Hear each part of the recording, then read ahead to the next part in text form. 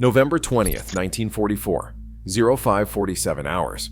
USS Mississinewa erupts in a fireball that incinerates 63 sailors in seconds, becoming the first Allied vessel successfully destroyed by Japan's most classified weapon, the human torpedo. What naval intelligence never disclosed was that the fleet oiler was not just carrying fuel for the Pacific Fleet. She was transporting experimental high-octane aviation gasoline that made Allied aircraft engines 40% more powerful than anything Japan could produce. For 57 years, families believed their loved ones died in a routine enemy submarine attack on a supply ship. The wreck, discovered in 2001, tells a radically different story. Evidence scattered across the lagoon floor reveals the attack was surgical, targeting specific fuel compartments that Japanese intelligence knew contained the secret aviation fuel that was winning the air war. Recently declassified Office of Naval Intelligence documents expose a Kaiten pilot who survived his suicide mission and provided detailed intelligence about Allied fuel composition before being recaptured. What made ordinary gasoline worth a suicide attack? And why did Japan sacrifice their most skilled submarine pilots to destroy a single supply ship? The answer lies in Formula 47, a classified blend of 150-octane aviation gasoline developed at the Baytown refinery in Texas. This was not standard avgas. This fuel contained tetraethyl lead additives that allowed Allied aircraft engines to operate at 40% higher performance than anything in the Japanese arsenal, giving American fighters decisive speed and altitude advantages that were winning the Pacific Air War. Mississinewa was carrying 146,000 barrels of this experimental fuel to forward bases, enough to power the entire carrier air groups for the planned invasion of Luzon. But Japan knew exactly what cargo made this single oiler worth a suicide mission. Ensign Hiroshi Kuroki, pilot of Kaiten Porn 37C, had been captured after a failed attack on the USS Pennsylvania 3 months earlier. Under interrogation, he revealed detailed observations of Allied fuel loading procedures and the distinctive purple-tinted gasoline barrels that contained Formula 47. Japanese naval intelligence calculated that destroying this single shipment would ground Allied air operations for 6 weeks, making one Kaiten pilot a reasonable exchange for crippling the entire Pacific Fleet's aviation capability. The tragedy of the Mississinewa was not just the loss of 63 American lives. It was the strategic blow dealt to Allied air superiority at a critical juncture in the Pacific campaign. Formula 47 represented the culmination of years of petroleum engineering. Standard aircraft fuels topped out at 100 octane ratings, but Formula 47 pushed the boundaries to 150 octane through sophisticated refining techniques and chemical additives. This was not just marginally better fuel, it transformed Allied aircraft performance. P-51 Mustangs gained an additional 1,200 feet per minute in climb rate. F-6F Hellcats saw combat radius extended by over 100 miles. Most critically, Allied fighter aircraft could sustain emergency power settings 3 times longer than Japanese Zeros without engine failure. What made this fuel so revolutionary was its thermal stability under extreme compression. When injected into high-performance aircraft engines, Formula 47 prevented pre-ignition and detonation, even at boost pressures that would destroy engines running on conventional fuel. This meant Allied pilots could literally outclimb, outrun, and outmaneuver Japanese aircraft in every engagement scenario. The Japanese military high command recognized this fuel discrepancy was responsible for their increasing air combat losses. Intelligence reports from captured Allied pilots confirmed those suspicions. American aircraft were not technically superior in design. They were running on fuel that Japanese refineries could not replicate with their limited petroleum technology. The race for superior aviation fuel began in early 1942, when both Allied and Japanese forces realized that air superiority would determine the outcome in the Pacific.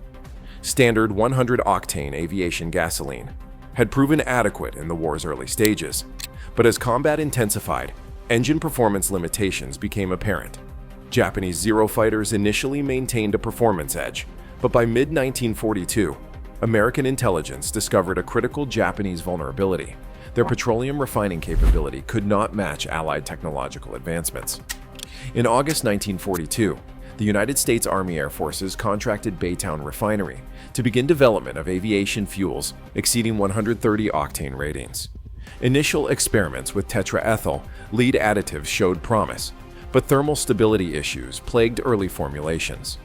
By January 1943, Baytown engineers had resolved these problems by incorporating aromatic hydrocarbons that stabilized the fuel mixture under extreme temperature conditions. The breakthrough came in March 1943, when chemist Dr. Walter Haley identified a catalyst process that produced a stable 150-octane formulation. Codenamed Formula 47, the fuel underwent rigorous testing at Wright Field in Ohio throughout the summer. Test pilots reported performance increases that seemed impossible. Aircraft designed for 1,200 horsepower were safely producing 1,680 horsepower in sustained combat conditions. By early 1944, Formula 47 entered limited production, with initial batches reserved for P-51 Mustang squadrons and F-6F Hellcat squadrons. Combat reports from the Marianas Campaign in June 1944 confirmed the fuel's effectiveness. Allied fighter groups reported 4-to-1 kill ratios against Japanese aircraft, with pilots specifically noting their ability to maintain combat power at altitudes where Japanese engines faltered. As Formula 47 production expanded, Japanese intelligence networks began tracking unusual fuel shipment patterns. Intercepted communications mentioned purple fuel and special aviation gasoline, triggering intensive Japanese counterintelligence efforts. By September 1944, Imperial Japanese Navy staff officers identified the new fuel as the primary factor in diminishing air effectiveness. The breakthrough occurred on October 12, 1944, when Japanese forces captured Ensign Kuroki after his Kaiten torpedo malfunctioned during an attack on American vessels near Saipan. Unlike most Kaiten pilots who died during their missions, Kuroki survived when his torpedo's guidance system failed, forcing him to surface. During subsequent interrogation by Japanese naval intelligence, Kuroki revealed critical observations from his pre-mission briefing, specifically detailed information about Allied fuel loading procedures at forward bases. Kuroki described distinctive purple-tinted barrels, marked with classification codes that intelligence officers immediately recognized as containing the mysterious high-performance aviation fuel. Most crucially, he reported precise loading schedules and identified the USS Mississinewa as the primary transport vessel for Formula 47 in the Western Pacific Theater. Japanese Naval Command recognized an opportunity. If they could destroy the primary fuel transport, they could potentially cripple Allied air operations across the entire Pacific. On November 15, 1944, reconnaissance confirmed the Mississinewa had loaded 146,000 barrels at Pearl Harbor, the largest single shipment of Formula 47 ever transported. 5 days later, submarine WA-47 positioned itself near Ulithi Atoll, with 4 Kaiten human torpedoes specifically tasked with locating and destroying the fuel carrier. At 4:30 in the morning on November 20, 1944, Japanese submarine WA-47 surfaced briefly in the waters outside Ulithi Atoll, a forward naval base harboring over 200 Allied vessels. Under cover of darkness, 4 Kaiten human torpedoes were deployed, each piloted by specially trained officers who had volunteered for a one-way mission. Lieutenant Commander Kazuhiko Yamada piloted Kaiten No. 3, specifically assigned to locate the Mississinewa based on intelligence provided by Ensign Kuroki. Unlike conventional torpedoes, the Kaiten allowed Yamada to navigate through the complex arrangement of anchored vessels in the lagoon, searching for his specific target among dozens of similar-looking ships. At 5:42, Yamada located the Mississinewa's distinctive silhouette among the anchored vessels. Using the periscope of his human torpedo, he carefully approached the starboard side of the fleet oiler, maneuvering to observe deck activities. According to later recovered Kaiten logs, Yamada confirmed his target when he observed the distinctive purple-tinted barrels of Formula 47 being prepared for offloading the following morning. Yamada's final log entry, recovered from Japanese naval archives decades later, states that the target was confirmed. Purple fuel containers were visible on deck, position optimal for maximum damage to fuel compartments. For the Emperor. At 5:47, he directed his Kaiten torpedo directly at the starboard fuel compartment, precisely where intelligence indicated the highest concentration of Formula 47 was stored. The impact was catastrophic. Unlike conventional aviation gasoline, Formula 47's higher volatility created an immediate chain reaction. Within 30 seconds, secondary explosions began to tear through the Mississinewa's hull as the experimental fuel ignited. Survivors later reported that the initial fireball rose over 1,000 feet into the pre-dawn sky, clearly visible from every ship in the anchorage. By 5:48 in the morning, the Mississinewa was engulfed in flames that spread across the water's surface. The fire's intensity was unprecedented. Formula 47 burned at temperatures exceeding 2,800 degrees Fahrenheit, hot enough to melt the steel plating of the hull. Rescue vessels attempting to approach were forced back by the extreme heat. The ship's commander, Captain Philip Beck, ordered abandon ship at 5:53 in the morning, but for many crew members, it was already too late. The experimental fuel had transformed the vessel into an inferno that gave them no chance of escape. Those who survived reported that the flames moved with shocking speed through compartments that should have been segregated by fire breaks.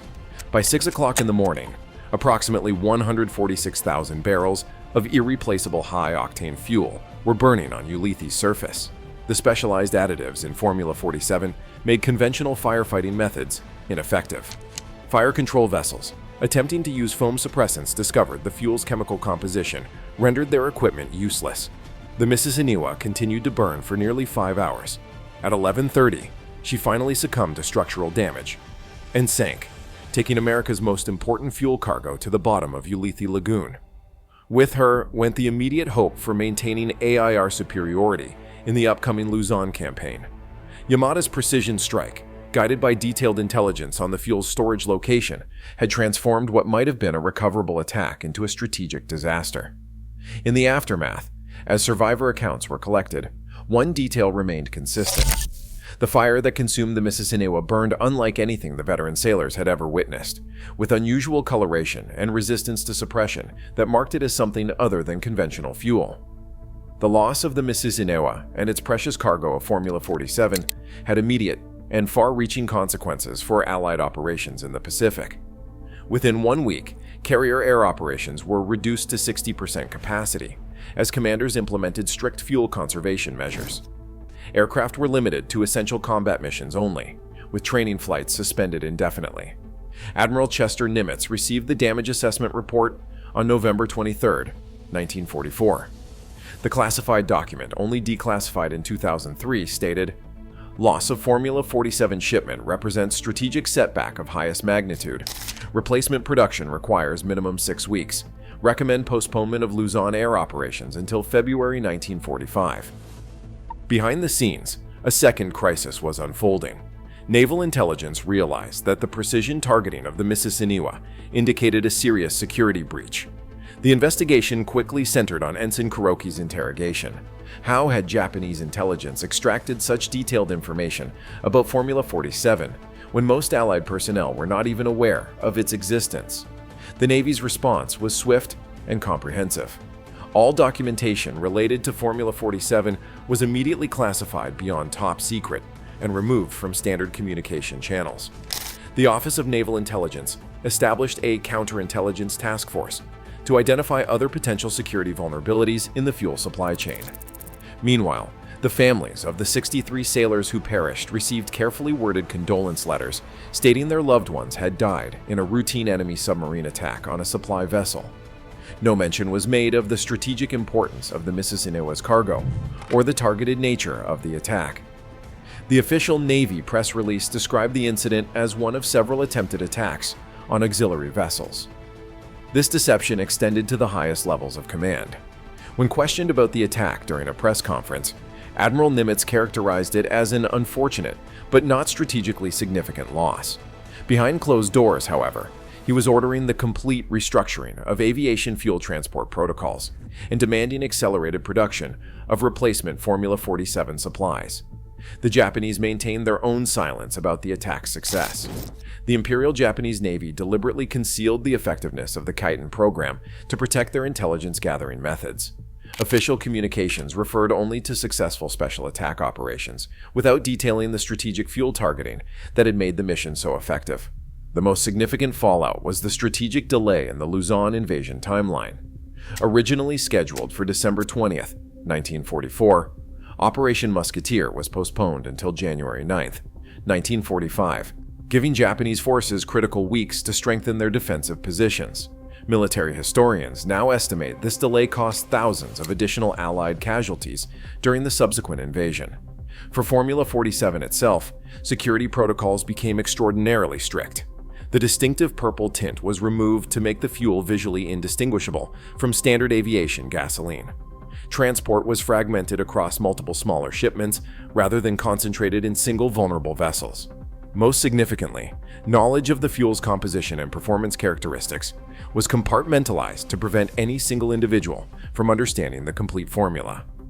The legacy of silence surrounding Formula 47 extended far beyond the war's end.